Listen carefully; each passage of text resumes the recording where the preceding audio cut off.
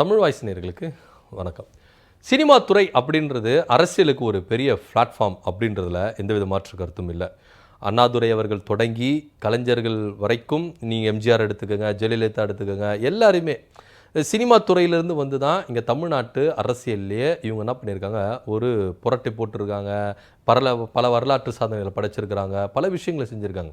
அப்போ இங்கே அரசியலுக்கு ஒரு பேஸ்மெண்ட் அப்படின்னு பார்த்தீங்கன்னா சினிமா துறை அப்படின்றது. ஏன்னா நீங்கள் சினிமாவில் நடித்து ரசிகர்களை கவர்ந்து ஒரு நல்ல வரவேற்பு எடுத்துட்டிங்கன்னா அதை நீங்கள் என்ன பண்ணலாம், அப்படியே அரசியல் பிரவேசத்துக்கு யூஸ் பண்ணிக்கலாம்.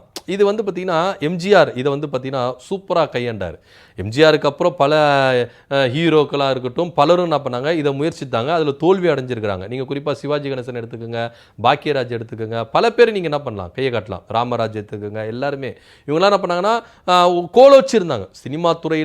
இவங்களுடைய படம் வந்து பார்த்திங்கன்னா அதீத ஒரு வளர்ச்சியில் போச்சு, அவ்வளோ சம்பாரிச்சு கொடுத்தது, மக்கள் மத்தியில் நல்ல வரவேற்பு இருந்தது, கொண்டாடினாங்க. ஒவ்வொரு ஹீரோக்களையும் மக்கள் கொண்டாடினாங்க. ஆனால் இவங்க அரசியலுக்கு வந்த பிறகு மக்கள் இவங்களை நிராகரித்தாங்க அப்படின்றது தான் நிதர்சனமான உண்மையாக இருந்தது. அந்த வகையில் விஜய் அவர்களும் இதை வந்து என்ன பண்ணார்னா எம்ஜிஆர் பாணியிலே எடுத்துகிட்டு வந்தார். ஆனால் எம்ஜிஆர் பாணியிலே எடுத்துகிட்டு வந்தாலும் எம்ஜிஆர் போல செயல்பட்டாரா அப்படின்னா கிடையவே கிடையாது. எம்ஜிஆர் இங்கே இருந்தார், விஜய் இங்கே இருந்தார். ஏணி வச்சா கூட எட்டாது. எம்ஜிஆரோடு இவர் ஒப்பிடும் பொழுது ஒப்பிட்டுக்கலாம். ஆனால் நீங்கள் அவருடைய செயல்பாடுகள் அதோடைய நடவடிக்கைகள் நீங்கள் எடுத்துட்டிங்கன்னா ஏணி வச்சா கூட எட்டாது விஜய்க்கும் எம்ஜிஆருக்கும். ஆனால் இப்போ ஒரு நரேட்டிவ் செட் பண்ணாங்க, எம்ஜிஆர் மாதிரி வரலாறு திரும்புகிறது, 77 67 வரலாறு திரும்புகிறது, அப்படி இப்படின்னு ஒரு நரேட்டிவ் செட் பண்ணாங்க. இவங்க என்ன பண்ணியிருக்காங்க, ஆட்சிக்கும் வந்திருக்கிறாங்க. ஆனால் எம்ஜிஆர் மாதிரி வரல, அதை முதல்ல நோட் பண்ணிக்கணும். எம்ஜிஆரோட குறைவு தான், இவங்க வந்து ஆட்சிக்கே வரல. 108 சீட்டு எடுத்து ஃபஸ்ட்டு கட்சியாக இருந்தாங்க, அவ்வளவுதான். ஸோ இங்கே வந்து இப்போ இவங்க ஒரு நரேட்டிவ் செட் பண்ணுறாங்களே, திமுக அதிமுக ஒன்று சேர்ந்தாங்க, நரேட்டிவ் செட் பண்ணுறாங்க. உண்மையிலேயே திமுகவும் அதிமுக ஒன்று சேர்ந்துருந்தா இன்றைக்கி விஜய் ஆட்சி அமைச்சிருக்க மாட்டார், அது வேறு விஷயம். பட் இவங்க ஒரு நரேட்டிவ் செட் பண்ணிட்டு இருக்காங்க. ஸோ அதனால் முதல் கட்சி இவங்க தான். இப்போ யாருக்குமே மெஜாரிட்டி கிடைக்கலங்க, இவர் முதல் கட்சி அப்படின்னு இருக்கும் பட்சத்தில் இவங்க ஆளுநர் கிட்ட முறையிடுறாங்க, அது ஆட்சி முடியல. அதுக்கப்புறம் திமுக உடனே போயிட்டு ஆட்சி முடிச்சு இப்போ பண்ணிட்டு இருக்கிறாரு. இப்போது சினிமா அப்படின்றது வந்து பார்த்திங்கன்னா ஒரு பேஸ்மெண்ட்டாக இருக்குது. அரசியலில் வந்தால் ஆட்சியை பிடிச்சி மக்களுக்கு நல்லது செய்யலாம் அப்படின்றது ஒரு பேஸ்மெண்ட்டாக இருக்குது. ஸோ இதை பயன்படுத்தி அடுத்தடுத்து விஜய்க்கு அடுத்து இன்னொருத்தரும் அரசியலுக்கு வர போகிறாரு அப்படின்னு சமீபத்தில் ஒரு பேச்சு அடிபட்டிருந்தது. ஆனால் அதுக்கு வந்து என்ன பண்ணாங்க, முழுசாக வந்து என்ன பண்ணாங்க, முட்டுக்கட்டை போட்டாங்க. நடிகர் சூர்யா அவர்கள் அரசியலுக்கு வர போகிறாரு அப்படின்னு பேசப்பட்டது. அதுக்கப்புறம் சூர்யா தரப்புலேருந்து அதிரடியான உத்தரவு பிறப்பிச்சாங்க, நாங்கள் அரசியலுக்குலாம் வர போகிறதில்ல அப்படின்னு சொல்லிட்டு என்ன பண்ணாங்க, அதை வந்து முடுக்கு போட்டாங்க. அதுக்கப்புறம் அந்த நியூஸ் அப்படியே படுத்துருச்சு. அதுக்கப்புறம் இன்னொரு நடிகர் வர போகிறாருப்பா, அவரும் வந்து இளைஞர்கள் மத்தியில், குறிப்பாக நீங்கள் வந்து விஜய் கூட ஒரு சில செட் ஆஃப் பீப்புள்ஸ் இருக்கும். ஆனா இந்த ஹீரோக்கு நீங்க எடுத்துட்டீங்கன்னா ஃபுல் அண்ட் ஃபுல் இளைஞர் பட்டாளம் தான். ஸோ அந்த அளவுக்கு வந்து பார்த்தீங்கன்னா இந்த ஹீரோக்கு அவ்வளோ இளைஞர் மத்தியில் ஒரு நல்ல வரவேற்பு இருக்குது அப்படின்றதுலையும் எந்தவித மாற்று கருத்து இல்லை. இப்போ அவரும் இங்கே அரசியலுக்கு வரப்போறாரு, அதற்கான ஒரு பேஸ்மெண்ட் தான் இதெல்லாம் நடந்துகிட்டு இருக்கு அப்படின்னு ஒரு பரபரப்பான செய்தி அரசியலில் வலம் வந்துட்டே இருக்கு. இதனுடைய நீட்சியா இந்த நடிகருடைய அப்பா சமீபத்தில் ஒரு ஆடியோ லான்ச்சில் என்ன சொன்னார் அப்படின்னா, தமிழ்நாடு வந்து பார்த்தீங்கன்னா அந்த தலைமைச் செயலகம் அப்படின்னு இருக்குல்ல, அது பவர் சென்டரு போயஸ் கார்டன் தான் பவர் சென்டராக இருந்தது அப்படின்னு ஒரு இன்ட்டு ஒன்று வச்சார். நீங்கள் போயஸ் கார்டன்னு சொல்லணும்னு நம்மளுக்கு எல்லாருக்கும் என்ன ஞாபகம் வரும்னா ஜெயலலிதா ஞாபகம் தான் வரும். ஆனால் போயஸ் கார்டனில் ரஜினிகாந்த் இருந்திருக்கிறாரு, அதுவும் போகணும். ஏன்னா ரஜினிகாந்த் ஒரு காலகட்டத்தில் அரசியலில் ஒரு பெரிய மாற்றத்தை உண்டாக்குறதுக்கு வாய்ப்புகள் இருந்துச்சு. ஆனால் அதை அவர் மிஸ் பண்ணார்.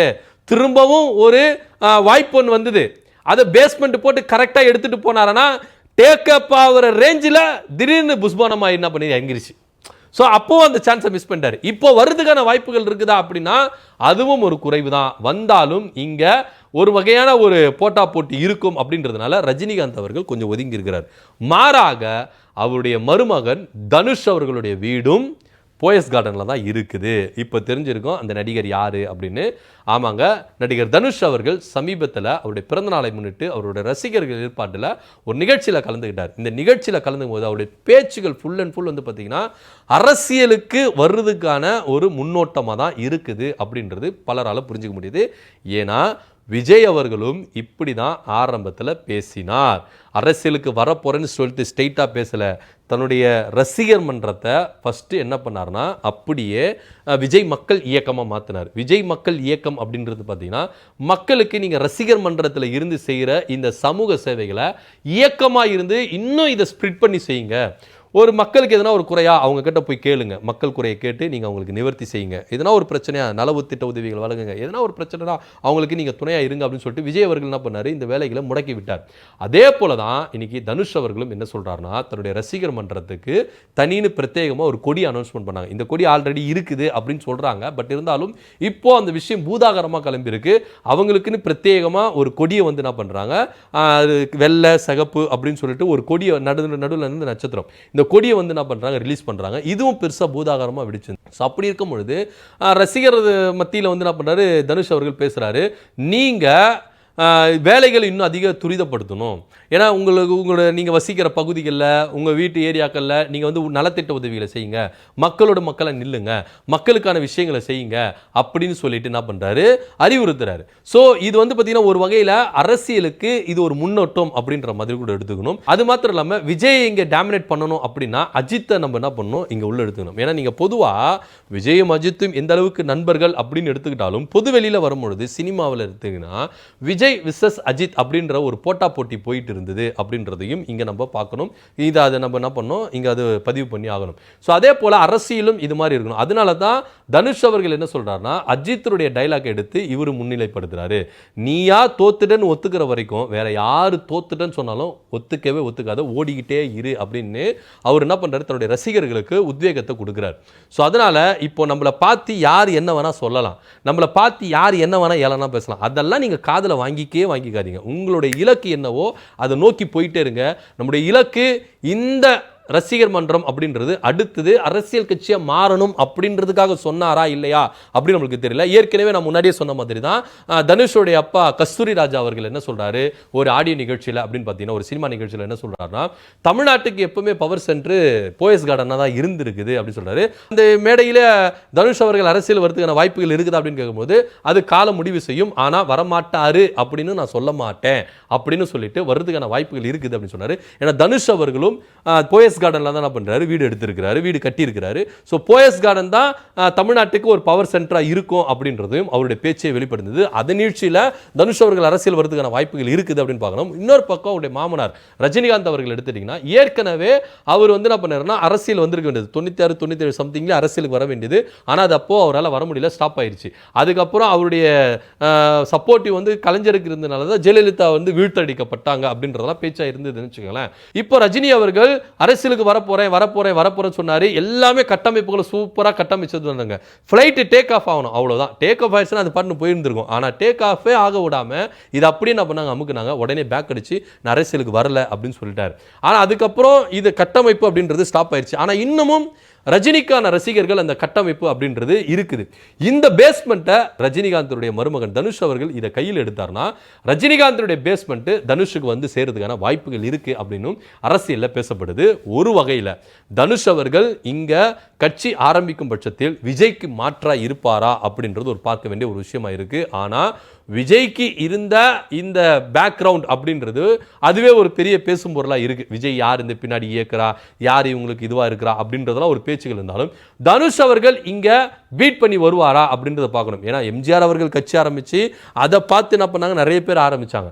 ஆனால் அதுக்கப்புறம் நிறைய பேர் தோத்தாங்க. இப்போ விஜய் அவர்கள் கட்சி ஆரம்பிச்சு இவங்களும் கட்சி ஆரம்பிப்பாங்கன்னா புளியை பார்த்து பூனை சூடு போட்ட கதையாக தான் இருக்குமோ அப்படின்னு கூட பலர் என்ன பண்ணுறாங்க, எதிர்கருத்துக்களை முன் வச்சுட்டு வராங்க. ஆனால் தனுஷுக்கு எந்த அளவுக்கு பெரும்பான்மை இருக்குது, மக்கள் மத்தியில் வரவேற்பு இருக்குது, இளைஞர்கள் மத்தியில் பெண்கள் மத்தியில் எந்த அளவுக்கு வரவேற்பு இருக்குது அப்படின்றது அவருடைய செயல்பாடுகளில் தான் தெரியும். அவர் வந்து சினிமா ஆக்டராக நம்ம பார்த்துருக்குறோம், நிறைய விஷயங்கள் அவர் செஞ்சிருக்கிறாரு, மக்களை மகிழ்ச்சி வச்சிருக்கிறாரு, நிறைய ஆக்ஷன் படம் நடிச்சிருக்கிறாரு, காமெடி படம் நடிச்சிருக்காரு, குடும்ப படங்களை நடிச்சிருக்காரு, எல்லாமே செஞ்சிருக்கிறார். ஆனால் கருத்துக்களை சொல்லியிருக்கிறாரா அப்படின்னா கிடையவே கிடையாது. இதுவே நீங்க விஜய் அதே கேட்டகரியில் நீங்க எடுத்துக்கணும். அவர் படத்தில் கருத்துக்கள் சொல்லியிருக்கிறாரா அப்படின்னா கிடையாது. விழிப்புணர்வு படத்தில் ஒரு சில படங்களில் அவர் நடிச்சிருக்கிறார். ஆனால் அது வந்து ஒரு கமர்ஷியலாக தான் போயிருக்குதுங்கண்டி. எம்ஜிஆர் மாதிரி கருத்துக்கள் சொல்லி, கருத்துக்களை பாடி, கருத்துக்களை பேசி அவர் வந்திருக்கிறாருன்னா கிடையாது. இனி வரும் படங்களில் தனுஷ் அவர்கள் அந்த மாதிரி எம்ஜிஆர் பாணியை இவர் யூஸ் பண்ணார்னா, ஒருவேளை படங்களில் எம்ஜிஆர் மாதிரியே கருத்துக்களை பேசி, இப்போ இருக்கிற ஜென்ரேஷனுக்கு கருத்துக்களை பேசி, கருத்துக்கள் பாடல் பாடி, கருத்துக்கள் படம் நடித்து, விழிப்புணர்வு நடித்து, படம் நடித்து இவர் மக்கள் மத்தியில் ஒரு நல்ல வரவேற்பு எடுத்தார்னா, உண்மையிலேயே எம்ஜிஆருடைய தனுஷ் அவர்கள் ஈக்குவலேஷன் பண்றதுக்கான வாய்ப்புகள் இருக்குது அப்படின்றதையும் இங்க நம்ம பார்க்கணும். ஸோ விஜய்க்கு ஒரு சரியான போட்டி தனுஷ் தான். ஏன்னா நீங்க இப்போ அவர் பேசின பேச்சில் நீங்க பார்த்தீங்கன்னா, விஜய் அவர்கள் பேசுகிற பேச்சுக்கும் தனுஷ் அவர்கள் பேச்சுக்கும் நல்ல மெச்சூரிட்டி இருக்கு. ஏன்னா தனுஷ் அவர்கள் என்ன சொல்றாருன்னா, யாருமே என்னை பின்தொடர்ந்து வராதீங்க, என்னை ஃபாலோ பண்ணாதீங்க, பைக்கில் வந்து ஓவர்டேக் பண்ணாதீங்க, எதுவுமே செய்தீங்க, நீங்கள் வீட்டுக்கு போயிட்டு சேஃபாக சேரணும், அதுதான் எனக்கு முக்கியம். இந்த மாதிரி பசங்க, தனுஷ் ரசிகர்களுடைய பசங்க இந்த மாதிரி இருக்கணும்னு சொல்லிட்டு எனக்கு பேர் வாங்கி கொடுக்கணும்னு சொல்லிட்டு தன்னுடைய ரசிகர்களுக்கு கட்டளை இடுறாரு. ஆனால் விஜய் அவர்கள் கட்டளை இட்டாருன்னா கிடையவே கிடையாது. அவரை பார்த்து ஃபாலோ பண்ணிட்டு போன எத்தனை பேர் லைட் ஆஃப் பண்ணிட்டு போடுறது, அதுவும் இல்லாமல் ஷட்டரை சாத்திட்டு போகிறது, இந்த மாதிரி ஒரு ஹைப்பை கிரியேட் பண்ணி பல இளைஞர்கள் ஆக்சிடென்ட் ஆகி இறந்தும் இருக்கிறாங்க. ஸோ அந்த மாதிரி சம்பவம்லாம் நடந்திருக்கு. விஜய் கிட்ட அந்த ஒரு விஷயம் இருக்குது, ஆனால் தனுஷ் கிட்ட அது இல்லை. தனுஷோடைய பேச்சுகள் கொஞ்சம் மெச்சூரிட்டியாகவும் இருக்குதுன்னு நம்ம இங்கே பார்க்குறோம். விஜய் அவர்கள் பேசுகிற பேச்ச மாதிரி அவர் ரசிகத்தன்மையிலே பேசினார். ஆனால் தனுஷோடைய பேச்சு கொஞ்சம் அரசியல் வகைப்படுத்துகிற பேச்சு மாதிரி இருக்குது அப்படின்றத பார்க்கணும். இப்போத்துல இருந்தே அவங்கள அரசியல் வகைப்படுத்துறாரு. ரசிகர் மன்றத்தில் இருக்கும்போது அரசியல் வகைப்படுத்துறாரு. ஆனால் விஜய் அவர்கள் அப்படி பண்ணல.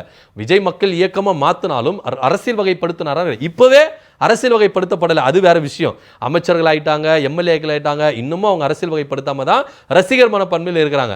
அதனால தான் லீவை போட்டு போய் படம் பார்க்குறாங்க, கண்ணீர் வெடிக்கிறாங்க, டிக்கெட்டை இலவசமாக கொடுக்குறாங்க, ரத்த காவு கொடுக்குறாங்க, இது மாதிரிலாம் பல விஷயங்கள் நடந்தது. ஸோ அப்போ வந்து இன்னும் ரசிகர் மனப்பான்மையில் தான் இருக்கிறாங்க. அரசியல் வகைப்படுத்தப்படலை. அரசியல் வகைப்படுத்தப்பட்டாங்கன்னா அவங்களுடைய மெச்சூரிட்டி எப்படி இருக்கும் அப்படின்றது வந்து பார்த்தீங்கன்னா நல்லாவே தெரிஞ்சிருக்கும். ஏன்னா மேகதாதான விவகாரம் இருக்குது, காவிரி நதி நீர் தராமல் இருக்கிறாங்க, வாயை திறக்காமல் இருக்கிறாரு புஷியானந்த். ஆனால் தேட்டரில் போயிட்டு பாப்கார்ன் சாப்பிட்றது மட்டும் அவர் என்ன பண்ணுறாரு, ரொம்ப ஜாலியாக வந்து என்ன பண்ணுறாரு, பாப்கார்ன் சாப்பிட்டு என்ன பண்ணுறாரு, படம் பார்க்குறாரு. ஸோ அவங்களுக்குலாம் மெச்சூரிட்டி இல்லை. மெச்சூரிட்டி இருந்தாங்கன்னா எது ஃபஸ்ட்டு முக்கியம், எது ஃபஸ்ட்டு ப்ரிஃபரன்ஸ் கொடுக்கணுமோ அதுக்கு கொடுத்துருப்பாங்க. ஜனநாயகன் படத்துக்கு ஃபஸ்ட்டு ப்ரிஃபரன்ஸ் கொடுத்து அவங்க திசை மாதிரி போகிறாங்க. ஆனால் தனுஷ் அவர்கள் அப்படி பண்ணல, அரசியல் வகைப்படுத்தப்படுறாரு. நீங்கள் போங்க, மக்கள் கிட்ட போங்க, மக்கள் கிட்ட போய் நில்லுங்க, மக்களுக்கு உதவி செய்யுங்க, மக்களுக்கு என்ன பிரச்சனை அதை போய் கேட்டு அதை சரி செய்யுங்க. மக்களோட மக்களை நிக்க வைக்கிறாரு. ஆனா விஜய் அவர்கள் அப்படி பண்ணாருன்னா கிடையவே கிடையாது. ஸோ தனுஷ் அவர்கள் இப்போத்துலேருந்தே அரசியல் பிரவேசத்துக்கு ஒரு ஆயத்தமாக்கிட்டு வரார் அப்படின்றதான் இங்கே கன்ஃபார்மாக பார்க்க வேண்டிய ஒரு விஷயமா இருக்கு. கூடிய விரைவில் தனுஷ் அவர்களும் அரசியல் கட்சி ஆரம்பித்து விஜய்க்கு போட்டியாக வருவாரா, இல்லை புளியை பார்த்து பூனை சூடு போட்ட கதை மாதிரி ஸோ விஜயை பார்த்து நானும் அரசியலுக்கு வரம்பா அப்படின்னு சொல்லிட்டு அவர் ஒரு எதிர்காலத்தை அவர் தொலைக்க போகிறாரா என்ன அப்படின்றத நம்ம பொறுத்து பார்க்கலாம். எப்படி ஸோ விஜயை பார்த்து நானும் அரசியலுக்கு வரேன் அப்படின்னு சொல்லிட்டு தனுஷ் அரசியலுக்கு வந்து அவருடைய கெரியரை கெடுத்துக்க போறாரா என்ன அப்படின்றத பொறுத்து பார்க்கலாம். இதை பற்றியோட கருத்து என்ன அப்படின்னு கீழே கமெண்ட் பண்ணுங்க. நன்றி, வணக்கம்.